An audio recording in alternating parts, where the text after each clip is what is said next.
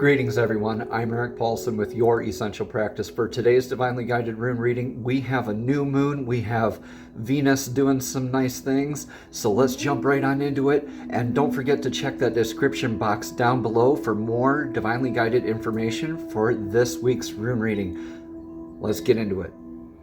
Greetings, Capricorn. Welcome to your Divinely Guided Rune reading. We have cleared the energetic space for your reading here today, shuffled and meditated on the runes. And at the end of your reading, stay tuned because we will have a crystal grid oracle card for more clarification for you. In your energetic past, Capricorn, we have dagas. You have this clarity, this metamorphosis that you've been going through, a change in energies, a change in yourself, leading to that clarity, that metamorphosis, like that butterfly emerging from the chrysalis or the hourglass tipped on its side, where you have that third person almost type of perspective of that clarity, a moment outside of time, where you have that infinite potential of understanding. That now dagas literally means day, and that's beautiful. You have the daytime shining on you in that clarity to move forward in your energetic now position, which is in Uruz. Uruz is the rune of the ox. It might be a little slow to start, but there's very grounded energy. Uruz has the instructions and gains the momentum as they complete tasks. So a lot like the ox does when it's slow to start and it gets that mission and it's like ready to go and it's plowing the field, it seems to go a little bit faster as it progresses. It knows its job. You know your job. You know you are very grounded in doing this. Maybe a little bit slow to start after this metamorphosis, which is natural. That's quite all right, Capricorn. You're very grounded energy here right now. This could be calling you to get into your natural vitality as well, grounding outside, earthing, paying attention to your diet, right? That sort of that vitality. This is kind of like a rune of abundance in some aspects, where it's an abundance of natural vitality. So you are starting off in this changing aspect and adopting the new, and it is going to be a little bit slow because this is new for you. So be patient with yourself here, Capricorn, because you will be gaining that momentum throughout this current energy. And in that new moon and in that Venus energy, and in the very near future here, we have the rune of Pertho. Now, Pertho is the rune of the Gambler's Cup. It's like the universe holding up its hands saying, take that leap. I got you. Right? Like these are the hands saying, I got you. Take that leap. This is like an initiation process. So you are starting off with a newness about you, gaining that momentum, going through the changes with this, because it's all very kind of new stuff for you. It's that initiation process to move forward. Now, Pertho is a lot like that board game or a friendly competition or like a pregnancy, where we know how things begin. We just aren't quite sure how it'll end. There are several various outcomes that it could be. So throughout that game or throughout the pregnancy or whatever you want to call it, throughout this initiation process, you're going through a lot of learning, twists and turns, variables, and coming out with a changed, a shifted perspective, which is kind of like that rite of passage after that metamorphosis and that clarity for you. But you have the clarity moving forward, and you're called to throw yourself all in. Take that all in. And this might be actually, it's okay that I'm being intuitively called to tell you that it's okay to take a couple steps back in order to take that energetic leap. Like, you might be changed and all that, and you might be slow to start and thinking, okay, when is this going to happen? Well, be gentle with yourself, because you're actually gaining up that strength, that vitality to get that momentum. You're taking like a running jump and throwing yourself into this, or jumping from that cliff onto that other rock face, and you are like that beautiful goat embodying that energy there, Capricorn. So in your energetic influence of the now, this is in your legacies. This is Othala. Othala is calling you to examine what in your life is transitory and what in your life is perpetual, right? What are you leaving behind for the next 7 generations?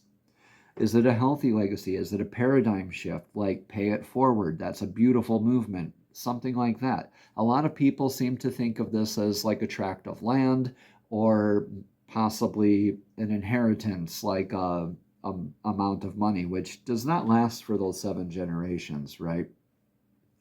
These are more like practices, paradigms, your personal beliefs, your structures, your core foundation of your identity, yourself, that you get to show by example, right? So you're under the influence of that energy. So what's your advice with this energy?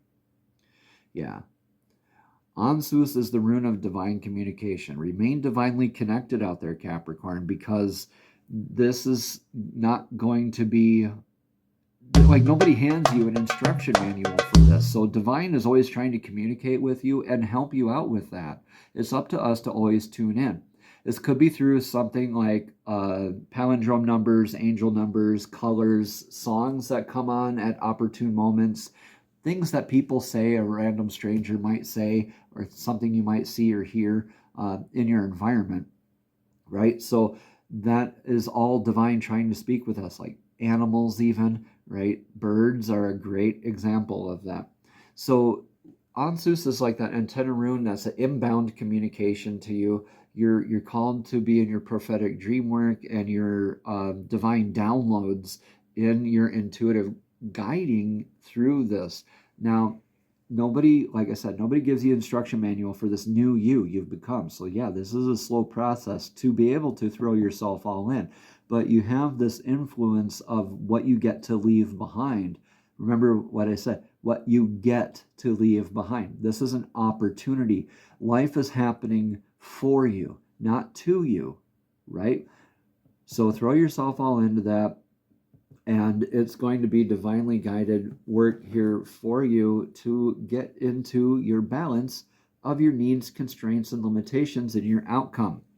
In your outcome, we have Naldies. Naldies is indicative of needs, constraints, limitations. So you're going to have a better definition of what those specific wants versus needs are, perceived limitations versus actual limitations, perceived constraints versus actual constraints, right? You're going to have that clarity if you remain divinely guided. If not, you're just going to have more of that log blocking your path before you can move forward. This is 100% up to you, Capricorn, how you transmute it. And I know you love hearing that, right? So you get to manifest your own destiny here in divinely guided ways, though.